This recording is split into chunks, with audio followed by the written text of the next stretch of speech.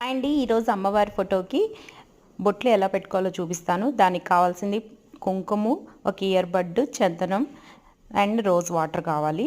ఈ రోజ్ వాటర్తో కలిపితే బాగా సువాసన వస్తుంటుందండి దేవుడి రూమ్ మొత్తం. అందుకని నేను ఎప్పుడు రోజ్ వాటర్తోనే కలుపుతాను. ఫస్ట్ వెంకటేశ్వర స్వామి పటానికి అయితే ఆయనకి నామం ఉంటుంది కాబట్టి నామం పెట్టేసుకున్నాను. ఇలా మాలలాగా వేసుకుంటున్నాను. అలా మనకి బొట్లు ఏ షేప్ కావాలంటే ఆ షేప్ పెట్టుకోవచ్చండి, చాలా బాగుంటాయి.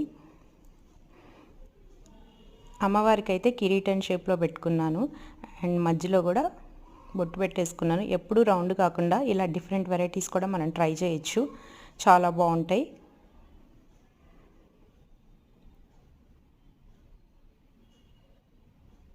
ఇంకా అన్ని పటాలకి పెట్టేసుకొని వెండి పూలు అయితే పెట్టేసుకున్నానండి.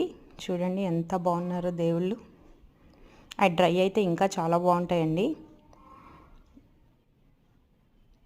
మొన్న గాజుల మాల చూపించాను కదా, అది కూడా అమ్మవారికి అలంకరించేశాను. అది కాయిన్స్ మాల కూడా చూపించాను కదండి. చూడండి ఎంత బాగున్నారో. మీరు కూడా ఇలా ట్రై చేయండి.